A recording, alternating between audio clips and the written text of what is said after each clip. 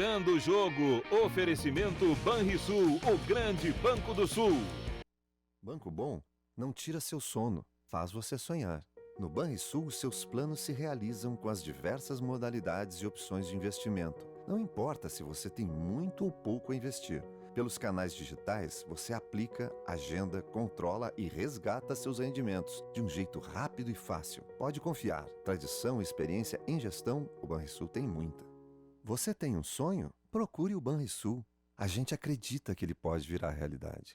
Muito boa tarde, está no ar o Virando o Jogo desta quarta-feira, dia 9 de janeiro de 2019.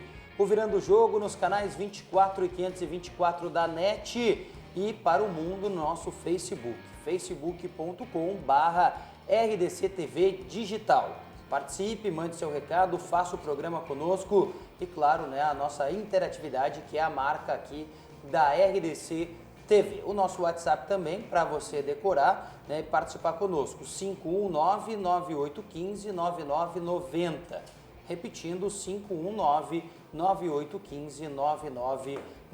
Compartilhe o programa no Facebook, faça conosco o programa e, claro, divulgue a RDC TV. De onde você estiver, mande seu recado para que a gente possa computar também de onde os nossos telespectadores estão nos assistindo. É sempre importante mandar o nome e a cidade de onde você está acompanhando o Virando o Jogo. Nesta quarta-feira, que tem a presença, mais uma vez, de Darcy Filho. Tudo bem, Darcy? Muito boa tarde. Tudo bem, graças a Deus. Não dormisse aqui, né, Darcy? Não dormi aqui. Eu pretendo dormir hoje. Ah, pretende?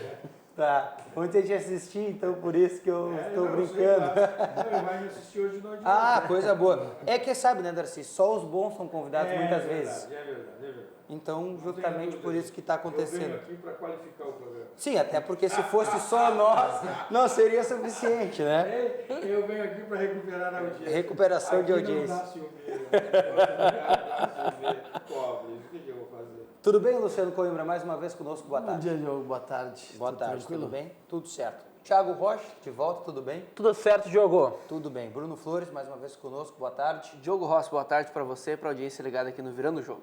Pois é, o programa de hoje que a gente começa falando sobre o Internacional, né? Que parece estar se movimentando um pouco mais, pelo menos dentro das quatro linhas, né? O Odair começa a testar algumas opções para o início da temporada, mas apresentou ontem um nome de peso, um nome para reforçar o elenco e que agrada muito o torcedor. Estamos falando de Rafael Sobis e a gente vai acompanhar um pouco de como foi a apresentação oficial do atacante colorado.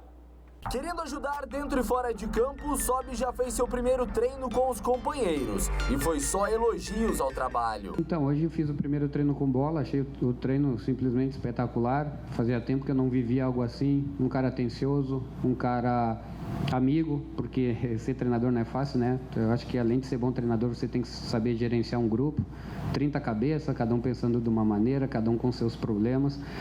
E ele sabe, já deu para perceber que ele sabe diferenciar bem. Hoje já é uma realidade no nosso futebol. E um dos propósitos de Rafael Sobis na sua terceira passagem é transmitir tudo o que aprendeu com o ídolo Fernandão. Se eu puder fazer 10% do que o Fernando fez, para mim está ótimo.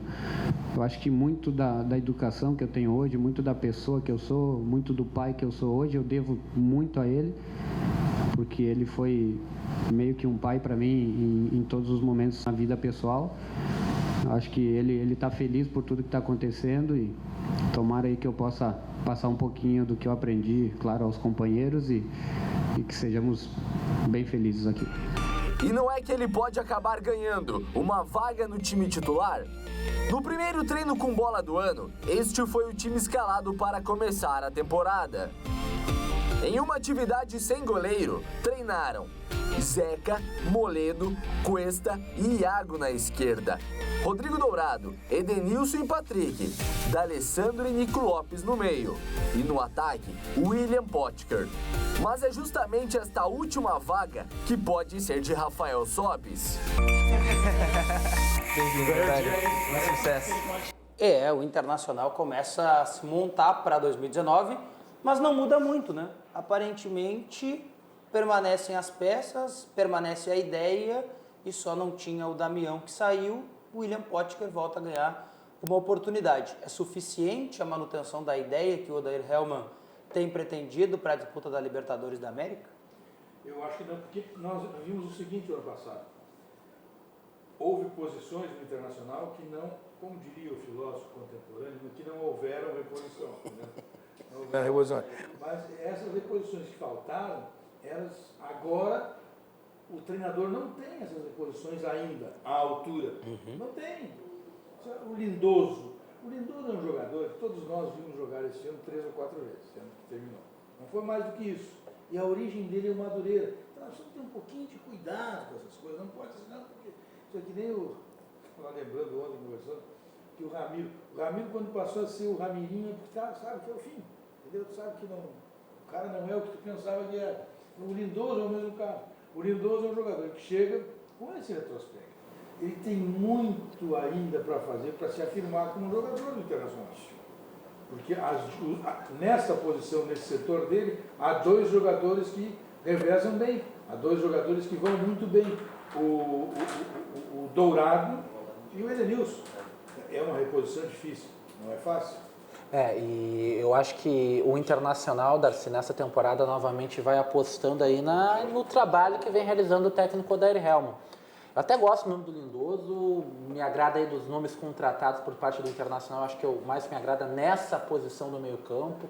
Até chegou já o Richelli, foi agora contratado e a expectativa é que jogue. Matheus Galdesani está muito próximo, mas dos nomes aí eu acho que o Rodrigo Lindoso é o que mais eu acredito que possa acrescentar. Mas mesmo assim, é o Internacional, num primeiro momento, acreditando na possibilidade do treinador ser o Midas, né? Toque de ouro, vai lá e modifica o panorama. O Rodrigo Lindoso, a partir daí, vai ser um grande jogador e vai levar o Internacional a títulos. Eu acho um pouco complicado. Acho que o Internacional, para ser protagonista na temporada de 2019, precisaria de mais. Acho que o Internacional pode fazer uma campanha razoável dentro dos torneios, mas não a grande conquista de títulos que é a ambição do torcedor, né? É diferente, por exemplo, Claro, é diferente, por exemplo, de Palmeiras, de Flamengo, de Corinthians, de São Paulo, onde os treinadores não são os agentes que se espera que façam as modificações, que busquem, não.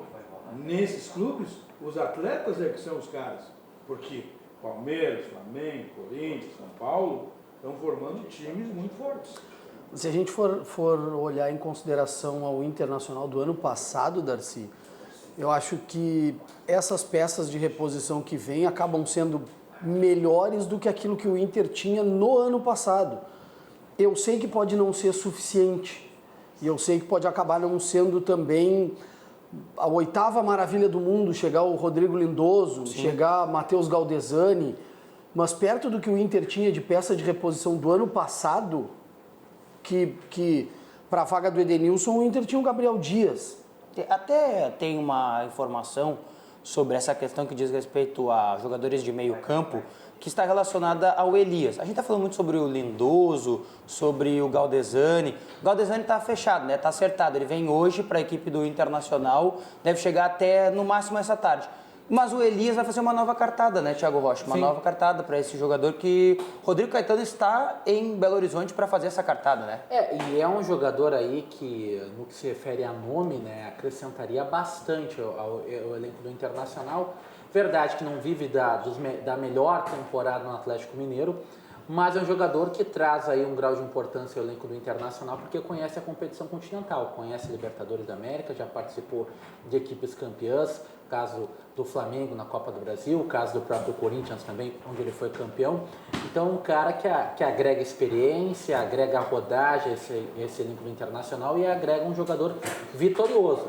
Acho que é uma aposta interessante do Internacional no pensamento para 2019. O Marcelo Westerhoffen, que é o Marcelo Caju, diz assim, ó, o programa tá top hoje.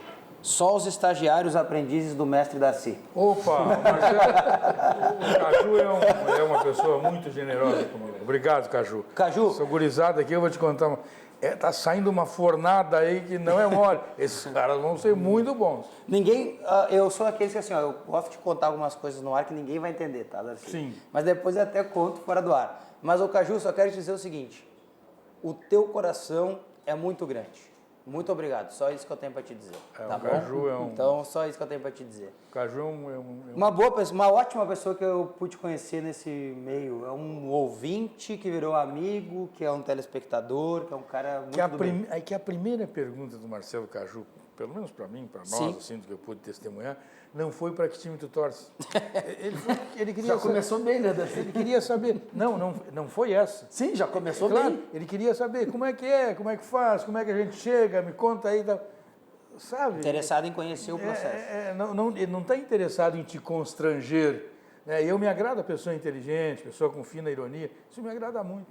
Pois é. Bom, nós estamos falando sobre essa questão do Internacional, sobre o meio-campo. Eu só tento entender uma coisa. A gente está há alguns dias já debatendo sobre isso. Lindoso, Matheus Galdesani, Elias, o Richelli, até que foi bem no treino de hoje. A informação que se tem é que fez um bom treino. O Internacional está preocupado com um setor que realmente era o seu alicerce em 2018, só que não pode esquecer do resto, né? A gente está aí vendo, e ontem o telespectador dizia aqui que está à espera de um lateral direito ainda, de um cara que possa ajudar ainda mais no ataque. O departamento de futebol do Internacional parece estar muito concentrado num setor só do campo. Né? Eu diria que faltam ao Internacional laterais.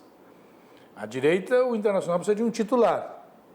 E à esquerda, se não vier para ser titular, não pode ser menos eficiente do cara que está ali, tem que ser igual. Eu acho até, Darcy, discordando um pouquinho de ti sobre a lateral direita, não sei se o Inter precisa de um titular. Eu acho que o Inter precisa de alguém que faça o Zeca ser titular. Uma sombra. Não sei se é uma sombra, Sabe o que mas alguém que force ele a... Quando tu vai fazer um time para ganhar alguma coisa, tu não tem que contratar sombra. Tu tem que contratar o cara que está num time como no botar Internacional... a régua para cima. Como esse Zeca aí, que ficou um ano sem jogar, teve lá, brigou no Santos, foi mal orientado. Esse cara tem que botar as mãos para cima, porque está num time como num clube como o Internacional e não pode perder a tesão para jogar futebol. Ele não precisa de sombra, ele tem que jogar futebol. Se é que ele sabe jogar, se é que ele não foi o engodo. Nós precisamos ter essa, porque há atletas que são o eletrocardiograma, os caras não vão bem, outros não, outros são, você olha e você sabe, esse aqui ele só vai para cima quando tem que desequilibrar. Agora o eletrocardiograma é para cima e para baixo, pra cima. Esse não resolve o problema. Vocês esperam alguma coisa do Zeca? Eu ainda acho que ele vai acabar sendo o lateral esquerdo do Internacional nesse ano. Mas aí eu concordo contigo que vai precisar de um lateral direito titular. Pois é, Diogo, tendo essa visão do Coimbra aí de que o Zeca poderia ser uma opção na esquerda, será que esse número de recheio que o Inter está fazendo para o meio não pode ser, de repente, para pensar numa alternativa do Edenilson jogar na lateral? Eu ia chegar nesse ponto. Mas aí é demais. Aí, eu vou te dizer, aí é pior do que se imagina. Daí a emenda é pior que o soneto. Porque isso não significa que o Edenilson não saiba jogar ali, sabe? Não, Até sabe. Agora, mas fica improvisado, né, Darcy? O Internacional não pode ser desse luxo. Tá certo. Tu mexe no meio, Pode. Joga, meu filho, joga na tua posição, vai bem. Tu é o cara que segura, tu é o cara que ajuda. É isso que ocorre, é assim que eu vejo. Mas não é fácil. Eu concordo com o Darcy, que não se deva mexer na posição do Edenilson. Só que eu penso isso porque eu vejo muito torcedor, por exemplo, dizer o melhor lateral que o Inter teve na direita foi o Edenilson improvisado. E se a gente... mas se for nesse do torcedor, o Zeca já era lateral esquerdo quando desembarcou no Aeroporto Internacional Salvador Filho. Eu não vejo o Odair entrando nessa onda num primeiro momento. Pois é. Num primeiro momento. Eu vejo o Odair convicto de uma ideia. A ideia, por exemplo, que o Zeca é lateral direito. É uma ideia equivocada? Pode até ser. Pode até ser até pelas apresentações que a gente tem visto do Zeca. Mas ele tem mantido aí pelo menos uma coerência. E eu não vejo o Edenilson sendo aproveitado. Eu não me recordo do Odair aproveitando o Edenilson na lateral direita. Só em ocasiões de jogo, né? Ocasiões de jogo, e vamos lá, em determinados jogos, quem era aproveitar na lateral direita era até o Gabriel Dias. Quando o Internacional não tinha aí a presença, seja do Zeca, seja até do Dudu, que começou com lesão, quem acabou atuando na lateral direita foi o Gabriel Dias. Então eu não vejo ele tirando o Edenilson ao que deu certo na temporada de 2018. Talvez o que mais tenha dado certo no meio-campo do Internacional, junto com o Rodrigo Dorato, como destacou o Darcy, ele modificando isso na temporada de 2019. E para contradizer a própria tese que eu trouxe aqui, a gente vai lembrar do Grenal, que o Inter venceu por 1-0, que o Iago não poderia jogar e que se cogitou que o Zeca fosse para o lado esquerdo, o Fabiano jogasse na direita e o Odair não inventou. Ele colocou o Wendel, que deu o passe para o Edenilson fazer o gol. Mas a situação do Zeca é impressionante. O Zeca se fala, ele pode jogar de lateral direito, pode jogar de lateral esquerdo, pode jogar até no meio de campo. A última esperança do Zeca é a pré-temporada. Se ele não acertar, porque ele já teve todas as chances, já Eu jogou diria nas que a duas dele e a laterais. do André. É. Eles são dois jogadores que, muito equilibrados na condição. Exatamente. Se não mostrarem nada... A Que pré-temporada... curiosamente foram bem no Santos também. Né? A pré-temporada, é verdade. A pré-temporada, se não salvar esses dois, não salva mais ninguém. Mas eu acho que ainda tem possibilidade de salvar, Darcy, porque, por exemplo, a gente Tem viu alguma o Zeca perspectiva melhor de salvar? na pré-temporada. Ou os dois podem se salvar igualitariamente? Eu acredito que os dois podem se salvar. Os dois vão ter a oportunidade de se salvar igualitariamente. Se a gente for lembrar, o Zeca ficou 8 meses parado e acabou abrindo mão de um processo contra o Santos para jogar no Internacional, justamente para jogar, para ter uma oportunidade de jogo. Então, quer dizer, 8 meses parado para um jogador profissional, a gente sabe que isso dá uma queda no rendimento. Então eu acho que ele pode render. Então esse significa ano, que o Guerreiro terminou. Eu tenho as minhas dúvidas com relação ao Guerreiro no Internacional. Se vale para o Zeca, tem que valer para o Guerreiro. Sim, então eu tenho o as minhas Guerreiro dúvidas. terminou. Eu tenho as minhas dúvidas de quando o Internacional vai conseguir que o Guerreiro renda aquilo que o Internacional quer que ele renda. Eu não sei se 2018. Não sei se é 2019. Eu acho que só o ano que vem. E aí eu já acho tarde demais para o Internacional. Então vai ser nos veteranos mesmo. Eu acho tarde. O Guerreiro está 1 ano parado. O Guerreiro só jogou a Copa do Mundo. O último jogo do Guerreiro foi contra a Dinamarca, né? Pois é. Se não me falha a memória. Eu só digo o seguinte. Ou França, que foi o se último vale jogo. se vale Não, eu sou pro Zeca, nessa teoria eu sou coerente. Para mim, o que vale para um tem que valer para todo mundo. Tá, só que tem um detalhe. Se em fevereiro ele começar a fazer a pré-temporada, como se promete... Não, vai entrar na mesma levada do Zeca, só que o Zeca tem pelo menos meio ano a mais de tempo jogado. Jogado do que o Guerreiro. Entendi. Tu entendeu? Então aí o Guerreiro, dentro dessa leitura... pela qualidade que tem. Pode, até pode. Mas daí, vamos lá, o Zeca tem um acréscimo, né, nessa dificuldade em atuar. O Zeca, ele não jogava há mais ou menos meio ano, quase 1 ano, e ele voltou a jogar numa posição onde ele não jogava, quem sabe, 3, 4 desde a categoria de base, que era a lateral direita. Tem esse acréscimo. O Paulo Guerreiro, ele vai atuar numa função que ele sabe de cor e salteado, que é a centroavante, não precisa ensinar muito. Sabe o caminho O Zeca, ele teve que voltar a jogar numa posição que há quanto tempo ele não jogava. No Santos ele não atuava na lateral direito, no Santos ele era lateral esquerdo. Sim, Vitor Ferraz era Talvez direito. a última vez que o Zeca tenha atuado na lateral direita foi com a seleção brasileira, onde ele atuou na lateral direita e não foi nem o seu principal destaque. Ele estava por lá. Tanto que a gente já comentou aqui outras vezes que o desejo era botar o Zeca na esquerda para o William ser lateral direito. Só que daí, como já haviam acontecido outras mudanças, o técnico, o Micali, em conversa com o Odair, decidiram que não fariam mais mudanças na equipe brasileira, até para não sofrer tanto. O Márcio Martins Fraga diz que o melhor lateral do Brasil é o Dodô do Santos. Joga fácil, mas não tem como tirar de lá. O Christian Oliveira diz que o programa tá top, manda um grande abraço pro Darcy e pro Luciano. Um abraço. Vizinho de vocês lá, né? O Christian, o grande Christian. Christian da Souza Lima, um abraço para ele. É que lateral não tem, Santos, né? O problema do Dodô é o salário que ele ganha e tirar ele da Samp. Na verdade, no Brasil não tem laterais, nem direito nem esquerdo, é muito difícil. A gente vê mais alas jogando de lateral. Para mim, a maior prova de que há dificuldade de se ter um lateral, tanto direito quanto esquerdo, é que o Grêmio renovou o contrato com um jogador de 40 anos para a função. E é considerado um dos melhores do Brasil ainda. E aí é um problema de base, É uma forçaçãozinha de barra. Ele é um dos melhores do Brasil durante 15, 20 minutos. É que não tem outro, né, Darcy? Tem. É que ali o Renato e o Grêmio estão pagando uma dívida com ele, que foi um cara que somou bastante, que ajudou e tal. Mas jogador de futebol, o que decide a vida dele é dentro do campo. Fora do campo, não, porque clube de futebol não é entidade beneficente. Eu não tenho que ficar pagando favores para atletas a vida inteira.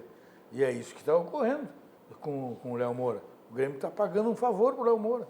Está pagando um favor para o Marcelo Oliveira. Não, só um pouquinho. Tem algumas coisas que nós precisamos olhar de forma diferente. O Internacional trouxe o Rafael Sobis numa tentativa de resgatar o amor, o romantismo, mas que dentro do campo não, porque fora do campo ele é muito, mas fora do campo, então não precisa de dirigente, Para que dirigente? Deixa os jogadores. Se os jogadores vêm e resolvem o problema. Essa é uma condição que eu concordo totalmente com o Darcy. Eu sou muito cético quanto ao Rafael Sobis. Eu qualquer jogador que o cara chega e diz, não, porque ele é muito importante, é que nem o jogador taticamente é importante. Ele até é importante, mas ele não é muito importante. A palavra que o Caetano usa é liderança positiva. Não, tudo bem. Essa é a referência que ele deu ainda para dizer que o Inter buscou um histórico do Sobis, um histórico de vitórias, enfim, ele usou o termo do liderança positiva. Mas não pode o Internacional ficar só na liderança positiva, do Sobis, desse menino do argentino, esse outro aí, do Alessandro. Não pode ficar só nessas lideranças positivas. Entendeu? Sim, liderança positiva faz bem, mas não joga. Tá lá o Lomba, tá lá o Danilo Fernandes, é só liderança positiva. O meu grande questionamento referente ao Rafael Sobis é sobre o pensamento, bem na linha de vocês, que o Rafael Sobis ele não vai poder entregar a força e a intensidade que ele entregou em 2006 e 2010, onde era um jogador de alta velocidade, de drible, de arremate de fora da área, isso ele não vai poder entregar. O que ele pode entregar ainda ao Internacional, só que o esquema do Inter não favorece neste momento, a não ser que o Odair modifique a sua ideia, é na questão de inteligência, de movimentação dentro do gramado, na questão aí de participação dentro do campo de jogo. Mas isso ainda, a ideia de jogo do Internacional não favorece. A ideia de jogo do Internacional ainda requer um centroavante, porque o Inter alça muita bola para dentro da área, fica cruzando, fazendo chuveirinho. O Sobis não é dessa ideia. Apesar de que o Internacional é um time que joga sempre com a corda esticada. É exatamente o que está dizendo. É diferente do Rafael Sobis. O Rafael Sobis faz outra coisa. Exatamente. O D'Alessandro faz outra coisa. Se vocês olharem, o Internacional passou a obter menos resultados positivos. Perfeito. A partir do ingresso definitivo do D'Alessandro no time. Porque o Inter joga de forma diferente. Tem que dar a máquina toda, né? E o que nós estamos dizendo é até um reconhecimento aos atletas. É porque você não pode exigir deles o que eles não podem dar. Talvez daqui a pouco seja por isso que o Internacional buscou tantos meias. Também é possível. Dentro do Internacional do ano passado, o que a gente conseguia ver era o Inter com uma entrega total quando não tinha o D'Alessandro dentro de campo, mas parece que com o D'Alessandro jogando, a obrigatoriedade de todas as jogadas do Internacional passarem pelo D'Alessandro, parecia que isso era uma... É inconsciente, né? É inconsciente. É inconsciente. Precisava que ele é aquela referência que, não que seja obrigado a passar por ele, mas tem um mas jogo, é um jogador de qualidade, né? Qual é o jogo em Porto Alegre? Atlético Mineiro, pode ser? Eu lembro de alguém ter destacado isso. Eu não sei se é Atlético Mineiro. Alguém vai poder me corrigir se estiver nos assistindo e lembrar. O Juan Alano entra e o Internacional não está vencendo o jogo. Ele entra e ele faz duas jogadas em direção à área. Duas. Uma ele está assim, ó, a ponto de cruzar ou de bater a gol. O que ele faz? Volta. Toca para o D'Alessandro. É o toque inconsciente. É o inconsciente. Ele não faz aquilo porque ele buscou fazer, mas é porque inconscientemente ele olha para o lado e pensa assim, vou tocar para a área onde pode ninguém chegar ou vou tocar para o D'Alessandro que eu sei que pode resolver. Toca para o D'Alessandro. Entende? Eu entendo isso, eu entendo a visão que o Darcy quer trazer, porque é uma coisa que o Odair conseguiu tirar, mas quando ele monta o time no início do ano, botando o D'Alessandro de novo em campo, é uma prova que ele também precisa dessa análise inconsciente do aproveitamento do D'Alessandro. Não, porque é escudo, né? Que nem, vamos lá, a gente tem uma empresa, vamos utilizar aqui o programa. A gente tem esse programa e o programa não está indo muito bem, ou está indo bem, mas a gente quer melhorar. Mas eu estou fora do programa. Não, tá indo bem. exatamente. É isso que é nesse ponto que eu ia chegar. Como é que a gente pode melhorar? Põe o Darcy. Por que põe o Darcy? Porque o Darcy pode servir de escudo. Se os garotos não estão se sentindo muito seguros, passa pro Darcy e o Darcy resolve. Vocês não entenderam? É simples. É a mesma coisa. E tu dá corda. Eu jogo, aí ele dá corda. É um espetáculo. Nossa liderança positiva. Davi Bressa quer saber se o Rafael Thierry retornou para o Grêmio. É um bom zagueiro, não é tão afoito quanto o Bressan. Não seria interessante trazer mais um zagueiro? Sou de Rio Grande, diz ele. Davi, a gente vai falar um pouco mais sobre o Grêmio por enquanto, porque tem gente que não tem oportunidade de ir para a praia no verão. Mas isso não é um problema. Sabe por quê? Porque a Estação Verão Sesc também está em Porto Alegre, nos finais de semana de janeiro e fevereiro, com diversas opções gratuitas de esporte e de lazer. Quadras esportivas, ginástica, empréstimo de bolas e raquetes de frescobol. Muito mais para você aproveitar. De sexta a domingo, na Orla do Guaíba, próximo à Rótula das Cuias. Participe conosco, a programação completa está no nosso site sesc-rs.com.br. O projeto é uma realização da Prefeitura de Porto Alegre e o sistema Fecomércio Sesc-RS. Estação Verão Sesc em Porto Alegre. Muito mais diversão para o seu verão. Vamos ao recado do governo do estado e voltamos para responder o Davi e, claro, ao torcedor gremista.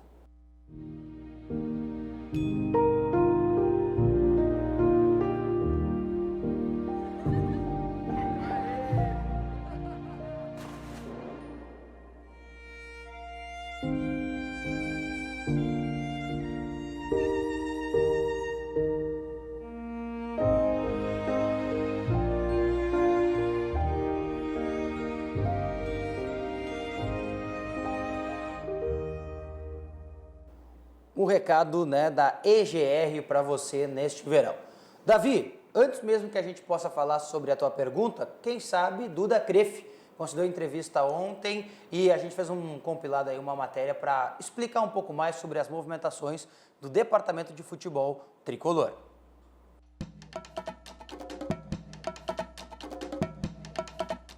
O Emanuel Mas, o Boca está com um novo treinador, né? Então, as notícias são de que ele está preocupado com o número de estrangeiros lá. E como o Mas é argentino,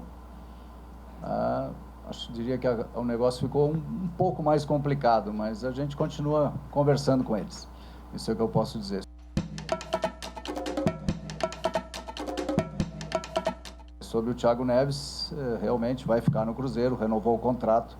Acho que tem tudo a ver com a saída do Arrascaeta, mas a gente está aí, continua se esforçando e olhando o que a gente pode, se tem algum jogador que possa vir para o Grêmio com as características do Thiago, mas a preocupação não é tão grande assim também, porque temos no plantel também jogadores, né, com essa característica, inclusive jovens que estão começando a se destacar. Mas a gente procura fazer as coisas com calma, com bastante calma, para não errar, ou para errar o menos possível. E não brincar com o dinheiro do Grêmio também, né? Porque ele é do Grêmio, não é nosso.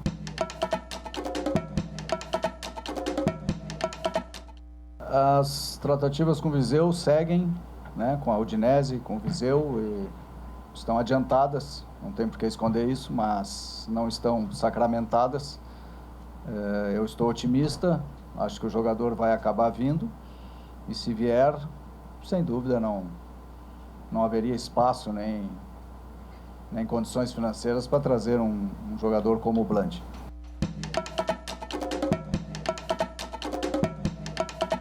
A situação do Luan é jogador do Grêmio, jogador importantíssimo. Eu nunca me esqueço do que ele fez em 2016, aquela partida lá em Belo Horizonte contra o Cruzeiro. Acho que todo gremista se lembra daquele gol que ele fez, né?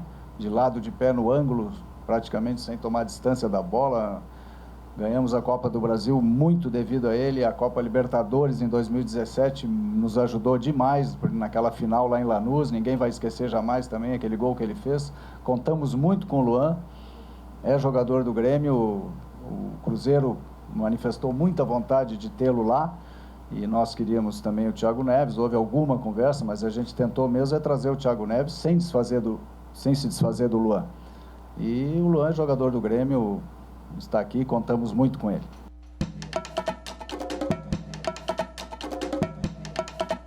Os jogadores que tu citaste são jogadores que a gente considera muito bons jogadores, mas nenhum deles nesse momento está em nenhum tipo de negócio com o Grêmio. Pois é, eu acho que ficou respondido para o Davi muita coisa aí sobre o departamento de futebol do Grêmio. A certeza é que, Davi, pelo menos por enquanto, o Grêmio não vai buscar um zagueiro no mercado de transferências, nem um meia.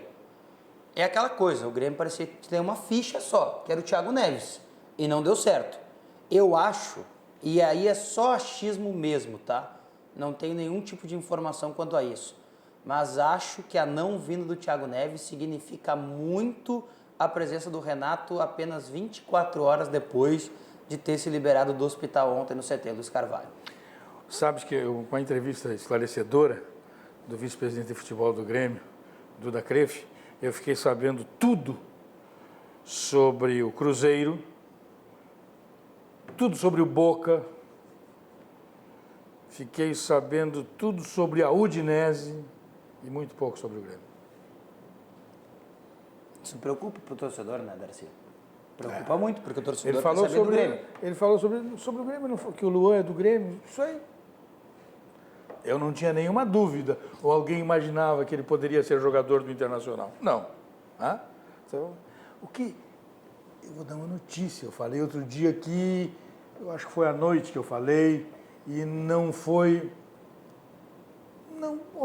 recebeu o devido crédito. Eu vou repetir. O TT, ele está insatisfeito no Grêmio. E falei lá na Rádio Grenal também. O TT está insatisfeito no Grêmio. Foi dito, não, o presidente chamou o TT e conversou e resolveu. Ficou de assinar um contrato, renovar, e não teve nada disso. O TT está insatisfeito. E o empresário dele está tratando deste assunto. Então, se surgir alguma novidade, ainda mais agora que ele foi para a seleção. O Real Madrid não quis ceder um jogador para a seleção, o Vinícius Júnior. E não cedeu. Por que o Grêmio, que está aí tentando arrumar o time, tem que ceder? E cedeu mais de um jogador para a seleção. Cedeu 2, né? O Felipe e o TT. Então, se vai organizar o time, por que os outros podem não ceder e tu tem que ceder? Sabe por que cede? É porque aí ele já passa a ter um jogo na seleção brasileira, 2 jogos, 3 jogos, e aí, na hora de negociar, ele já tem um mercado melhor. O TT, o jogador... E o TT é mais novo que a categoria, né? Isso. Sim. O TT é uma coisa que não é inexplicável, né, Darcy? Na minha humilde visão. Primeiro, ninguém no Brasil tem uma multa que ele tem. Ou pelo menos que o Grêmio disse que ele tem. Mas parece que não tem, porque ele não renovou o contrato com o Grêmio. É que ele foi chamado pelo presidente para renovar. O presidente prometeu, mas não renovou. Porque, na verdade, o TT, o treinador do Grêmio não gosta dele, da transição. E ele ficou feliz da vida que foi chamado para a seleção brasileira, porque se ele ficasse aqui, o Thiago não ia escalar. Não ia. Mas vai perder muito. Falem com o empresário dele, falem com o jogador. Descubram. Percorram caminhos, vão saber. O Grêmio sabe disso. Primeiro jogo do transição sem TT, 2-0 para a Avenida. O Grêmio sabe disso. O Grêmio não tinha perdido. Tanto é. Nenhum atleta de transição ou antes, nem o nome que quiserem dar, foi recebido pelo presidente do Grêmio. O TT foi recebido por quê? Porque estava satisfeito. O presidente chamou, vem cá, vem tomar um chimarrão comigo aqui, depois nós vamos bater um papo e tal, fumar um cigarrinho, vamos tomar uma cervejinha juntos e tal. Não, claro que não. Chamou lá para tentar resolver o problema. Eu assisti um jogo do Grêmio no Sub-20 na Copa RS, aquela copinha no final do ano passado. Grêmio e Santos. O Grêmio perdendo o jogo e o TT em dois lances resolveu a partida para o Grêmio. E uma delas é emblemática porque ele recebe a bola na linha do divisória do gramado e o zagueiro com 5 metros de vantagem para ele bota para a corrida e chega depois do zagueiro do Santos. Isso é que nem tu olhar, por exemplo, agora na Copa São Paulo, o Internacional pode até ser classificado primeiro que o Grêmio, mas faz uma campanha mais regular do que o Grêmio. O Grêmio fez 7-0 no primeiro jogo, todo mundo... 7 empatou 2-2 com o Lagarto. Cuidado, saber que o Roraima é um fortíssimo, tem que saber que o goleiro teve cãibra, o outro foi expulso. Não dá, velho. Teve lesão. A propósito, a lesão do menino daquele jogo não foi muscular, ele tem lesão pubiana. Que é grave. Sim. Tu bota um guri com lesão pubiana para jogar. Entendeu? Cara, jovem, 18, 19, não pode. Agora o goleiro com cãibra não tem explicação. O que me vem incomodando nesse começo da temporada do Grêmio, Darcy, é principalmente a conformidade com algumas situações. Por exemplo, saiu o Marcelo Groy, e eu entendo toda a situação, era uma proposta muito vantajosa para o jogador, e o Grêmio também, isso na análise acabou pesando aí na liberação do atleta para o Al Ittihad da Arábia Saudita, mas o Grêmio foi lá e buscou o goleiro onde era mais cômodo. O Grêmio não foi atrás de um goleiro, olha, eu vou trazer um goleiro para ser o titular, o dono da camisa 1 do meu time, vou buscar um cara para ser o goleiro. Não, o Grêmio foi em busca do atleta que estava livre no mercado, que era o Júlio César, que viveu a grande temporada da carreira agora no Fluminense. Quase na segunda divisão. Aos 32 anos, quase na segunda divisão. Boa lembrança, quase na segunda divisão. Agora não encontrou o tão falado quinto ou quarto zagueiro. Ah, não, a gente agora vai avaliar o elenco e depois a gente pensa nisso. Sim, agora não conseguiu a transação pelo Thiago Neves. Não era prioridade. Agora a gente vai avaliar o elenco, tem o Jean-Pierre, o Tony Anderson. Se não era prioridade, cara, Parina, por que tu foi atrás do Thiago Neves? Fez toda essa novela, fez esse jogo de encenação, então, com a torcida, instigando a torcida, falando que ia contratar o Thiago Neves, que ia em busca do Thiago Neves. Façam-me um favor, eu vejo muita conformidade nesse início de temporada por parte do Grêmio.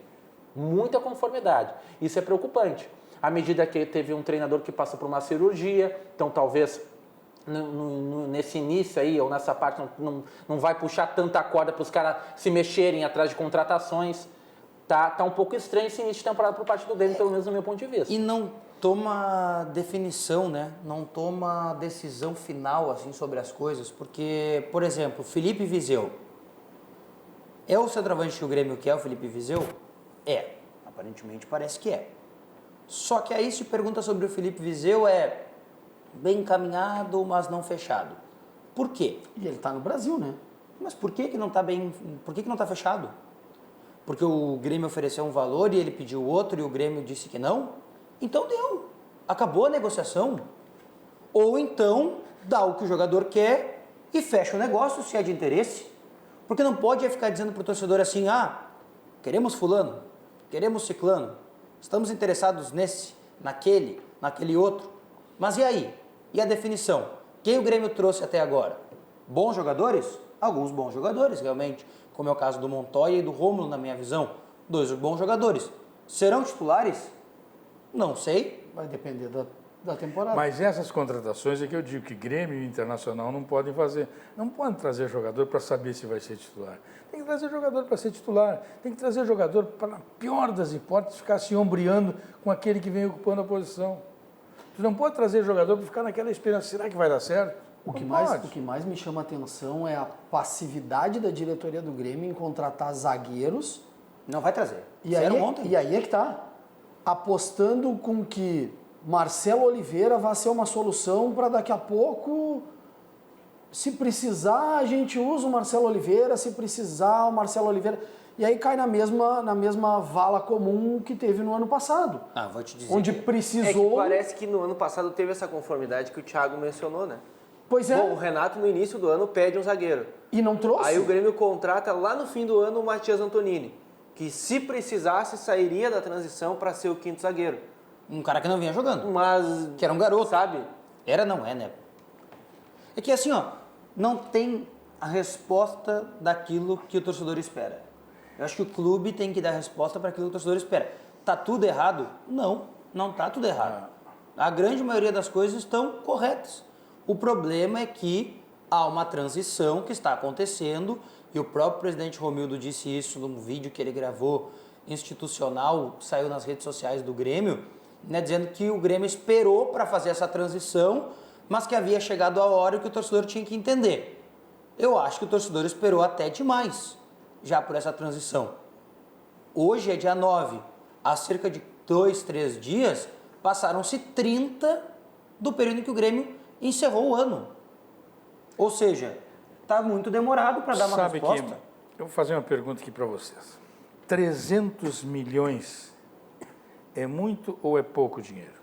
Olha, Darcy. Para um clube de futebol? Na minha visão, no clube de futebol é bastante. 300 milhões para o brasileiro é demais. Dá para fazer um time bom? É grana. Não, dá. É grana. Dá, pô. Dá para...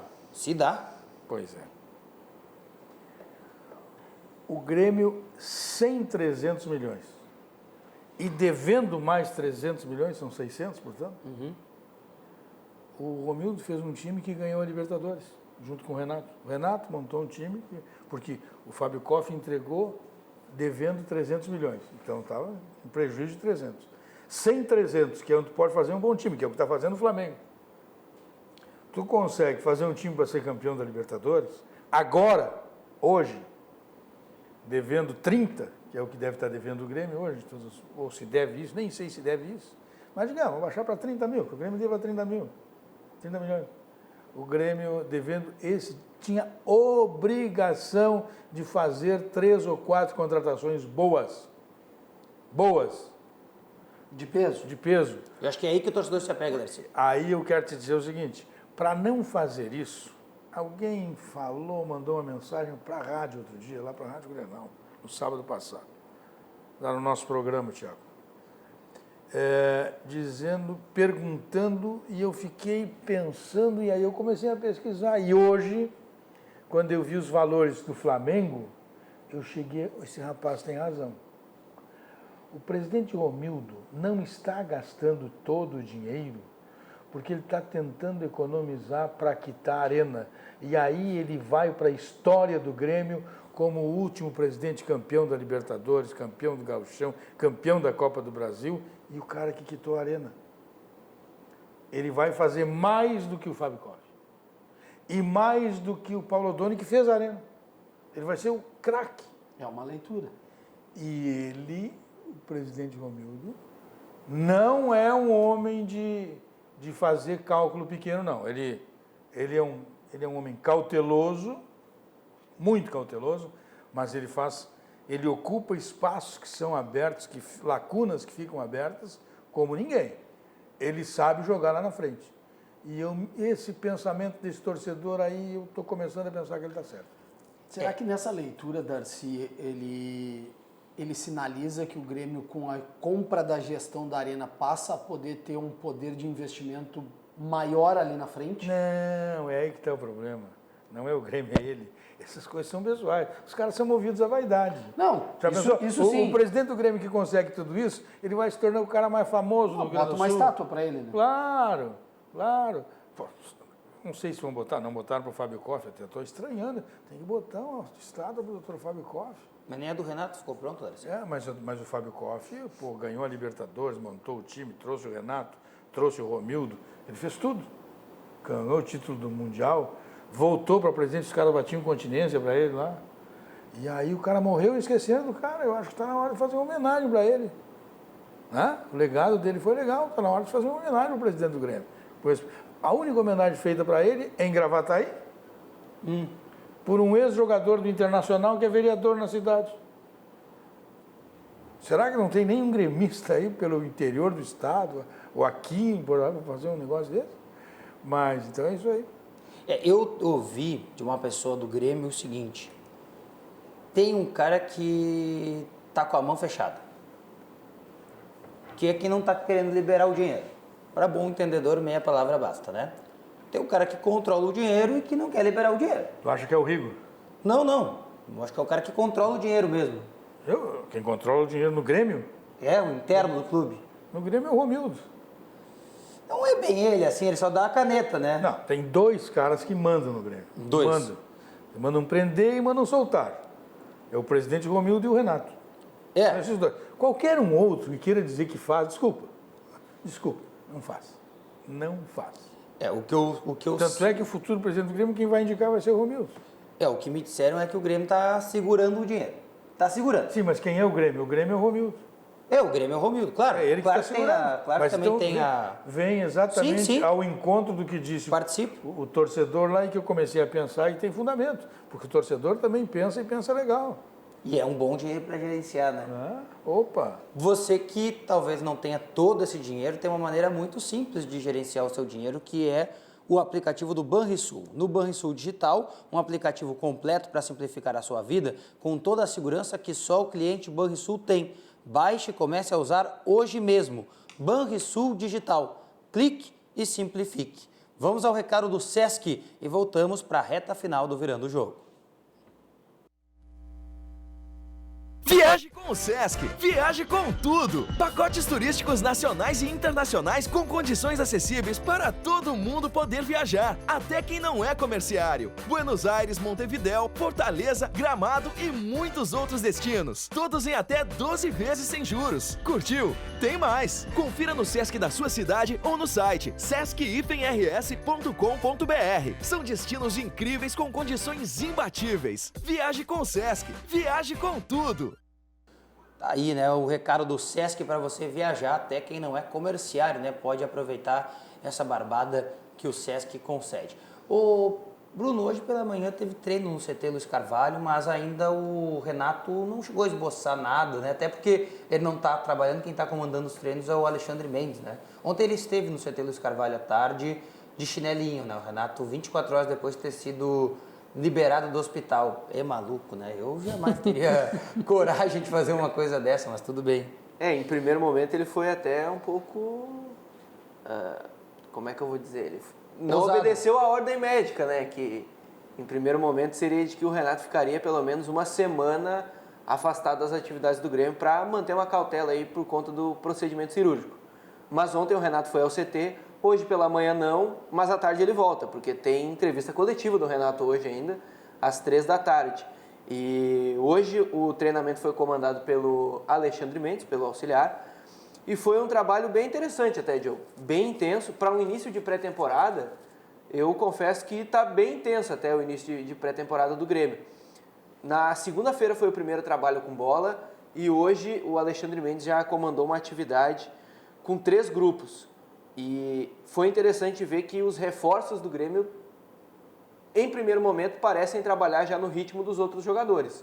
O Montoya ainda na sua apresentação ontem disse que estava ali 80%, não estava totalmente pronto, mas que trabalharia para isso, para estar à disposição do Renato já no início da competição do Campeonato Gaúcho com o restante do time titular, depois da participação do Transição. Mas parece que o pessoal já está no mesmo ritmo, mais ou menos. E os goleiros não participaram dessa atividade com o resto do grupo. Só um trabalho com o Rogério Godoy. Estou muito curioso para ver, porque eu acho que o primeiro esboço de time do Grêmio ele vai ser bastante assintomático assim, para o próximo ano, para esse ano, porque muda bastante, né? Um time que vai se alterar, tem troca no gol, tem troca no meio campo, tem troca no ataque, né? Então eu estou bastante curioso, mas acho que vai demandar mais um tempo ainda quanto a isso. O mesmo caso do Viseu, né? Que há quem diga que amanhã ele vai chegar em Porto Alegre, né? Mas aí não se tem ainda a confirmação de que ele vai chegar amanhã, né? Mas o negócio está fechado, né? O negócio está fechado e o Grêmio espera que chegue até o fim da semana, vamos dizer assim. Para não cravar, então, que seja amanhã a chegada do Viseu. Mas o negócio está certo já entre Grêmio, Viseu e Udinese para que ele seja jogador do Grêmio em 2019.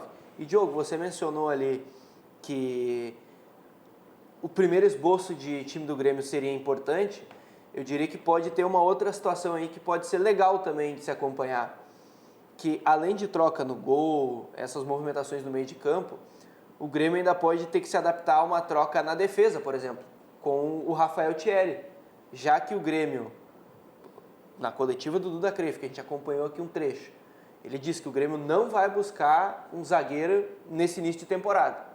O Rafael Thierry se reapresentou com o grupo. A tendência é que ele seja aproveitado em 2019. Então, se em determinado momento o Grêmio precisar de um zagueiro para o lado esquerdo, por exemplo, pode ser usado o Rafael Thierry. E em 2018 ele estava participando do Brasileirão com a Chapecoense. Eu não entendo que conseguiu se manter. Eu não entendo muito a relação do Rafael Thierry, porque o cara é campeão da América, que jogou a final, foi liberado para jogar na Chapecoense. Alguma coisa... Mas eu, particularmente, não vejo muita diferença do Rafael Thierry para o Bressan. Mas tu preferiu o Bressan ou o Thierry? Se tivesse que escolher hoje... É que o Bressan tem toda a história, né, dos jogos aí de eliminação do Grêmio, ele recebeu muito mais oportunidade que o Thierry, mas tecnicamente... Não faz muita diferença? Eu acho que é a mesma coisa. Eu tenho um questionamento sobre isso, sobre essa relação exatamente dos dois. Vamos lá, porque o Bressan também viveu bons momentos com a camisa do Grêmio. Ele mesmo também disputou a final da Copa Libertadores da América, foi o titular. Ele chegou, querendo ou não, ele chegou à seleção brasileira também da sua categoria, caso que o Thierry não conquistou. Eu acho muito parecido. Não vejo grande diferença entre Bressan e Thierry. Me parece que existe uma relação em que o Thierry seria, entre aspas, o menos pior do que o Bressan. Me parece que o torcedor olha e pensa, poxa, mas o Bressan participou lá no jogo em que o Grêmio foi eliminado para o River. Participou de outro jogo em que o Grêmio foi eliminado. O torcedor se apega muito. Fez um pênalti. É que o Thierry erra menos que o Bressan, vamos dizer assim. Exato. E aí, Porque jogou menos, mas joga menos do que o Bressan. E aí o torcedor pensa, poxa, mas deixou o Bressan e liberou o Thierry, então o Thierry era muito melhor. Mas será que o Grêmio não fez essa avaliação antes de escolher entre o Bressan e Thierry? O Thierry é um jogador fisicamente mais frágil, machuca mais, ele tem menos jogada de corpo, ele tem... Este é um problema. O Bressan é um jogador de mais imposição física. E o Thierry se lesiona mais. Esta é a história do Thierry desde quando começou nas categorias de base até agora. Thierry que jogou aquela final da Libertadores para contribuir, Darcy, ele jogou 10 minutos e sentiu cãibra. Então, é um jogador... Tem que olhar um pouquinho a história do jogador. A história desse jogador não é a melhor no aspecto físico. Não é a melhor. Não é a mais recomendada. É um jogador que facilmente ele se lesiona. Certamente o Grêmio aí vai ter que buscar alguma coisa no mercado. Diz que não, né? Mas eu acredito que vai sim, porque a necessidade possivelmente irá se impor, porque Kahneman e Jeromel voltarão a ser convocados. Tem Copa América, né? E as competições param por um determinado período, mas depois elas voltam. O Por falar nisso, diga, Darcy, claro. O departamento médico do Grêmio melhorou muito, com o Paulo Rabaldo assumindo a sua condição de dirigente. Coordenador técnico. Coordenador médico, perdão. Ele vai dar tempo integral, ele está dando tempo integral. E isto lhe dá uma condição especial, tanto é que ele acompanhou a cirurgia do Renato. Tem um ex-dirigente do Grêmio, vocês não conheceram, talvez de nome, chamado Rudi Petri. O seu Rudi Petri dizia o seguinte, o Rabaldo é médico. Ele quando fazia uma menção, os outros entendem de joelho e tal. Quando sai um problema que não é joelho, os outros caras não sabem. E o Rabaldo é médico. O Renato, quando chega o Rabaldo no Grêmio, ano passado chegava, o Renato dizia assim, hoje temos médico. Não adianta me desmentir. Não adianta me desmentir porque ele dizia, se forem cobrar dele, e ele vai dizer, porque ele é um homem de palavra, mesmo quando ele vai dizer, eu brincava, mas dizia, não interessa, ele dizia. E quem não é surdo e estava perto também sabia. E se tiver vontade de falar a verdade também. O Rabaldo é tanto assim que quem falou sobre a cirurgia do Renato foi o Renato, foi o médico, não foi o Renato. Quem falava sobre problemas médicos no Grêmio era o Renato. Sim. Hoje não, hoje é o Rabaldo, que é o doutor Rabaldo, que é um médico foi até demitido numa ocasião do Grêmio pelo Paulo Odoni. Depois foi reconduzido ao departamento médico do Grêmio. Porque naquela época o Paulo Odoni demitiu o Paulo Rabaldo para trazer para o departamento médico o Krebs. Porque o irmão do Krebs tinha muito prestígio no Grêmio e conseguiu fazer com que seja. Aí depois, em seguida, fizeram a reversão do processo e trouxeram de volta o Paulo Rabaldo. Pois é. Bom, muitas coisas que mudaram aí. Quem sabe nesse ano a dupla Grenal consiga, né, se reformular, especialmente para as conquistas que tem. O programa está chegando na reta final, muita gente participando. Mandar um grande abraço para o Ricardo Zimmermann, que está participando com a gente aqui. O Márcio Martins Fraga, que avalia que para ele o Thierry é um bom zagueiro. Um abraço para o Vico Kuhn, né, que fez uma crítica aqui ao programa. Vou levar em consideração, viu, Vico, a tua crítica, para tentar a gente melhorar também no programa aqui todos os dias. Mas eu queria botar em debate, nesses últimos minutos que a gente tem aqui, uma situação que se consolidou na madrugada, na noite madrugada de terça para quarta-feira, que foi o Flamengo, né? O Flamengo fez, nesta janela, a maior contratação da história do futebol brasileiro, transação nacional, a saída do Arrascaeta do Cruzeiro para o Flamengo. 53 milhões de reais investidos. Mais 15 milhões de reais investidos no empréstimo do Gabriel Barbosa, o Gabigol, da Inter de Milão. E hoje, depois da desistência, né, do Dedé por parte do Flamengo, o Flamengo foi até a Itália de novo para fazer uma proposta pelo Miranda, jogador da seleção brasileira, para tirar da Inter de Milão e trazer para o Brasil. Onde é que vem o dinheiro do Flamengo? Porque ele vendeu esse monte de jogadores aí. Mas o Flamengo está gastando a rodo, né, Darcy? Vendeu e tinha. E o Flamengo se organizou para isso aí. O Flamengo vinha passando por uma organização financeira o Flamengo se organizou. há alguns anos. O que pode se dizer? Não, mas agora eu quero ver manter. Com certeza vai manter, porque quem saiu do engate que estava o Flamengo com esses dirigentes vai conseguir manter. De quem é a frase, eu não quero ser injusto, não vou dizer o nome, mas vou alcunhar a frase, que é a seguinte: quando Flamengo e Corinthians quiserem, se tornarão automaticamente os maiores clubes do Brasil e ninguém supera. O Corinthians não conseguiu, está numa draga financeira e um clube com muitos problemas. O Palmeiras assumiu esse posto. Palmeiras e Flamengo hoje são insuperáveis financeiramente. E o São Paulo, que já foi isso, pode voltar a essa situação, São Paulo. Sim. São Paulo tem potencial para isso. O Palmeiras, a diferença é que o Palmeiras tem o apoio da patrocinadora. Mas também é um clube organizado, sim, né? Sim. Porque senão usaria o Flamengo vai ter um problema logo aí na frente. Logo aí na frente. O mais interessante disso... Que é o da Caixa. A Caixa vai sair do futebol. Esse é um problema. Não, porque a Caixa não vai romper o contrato agora.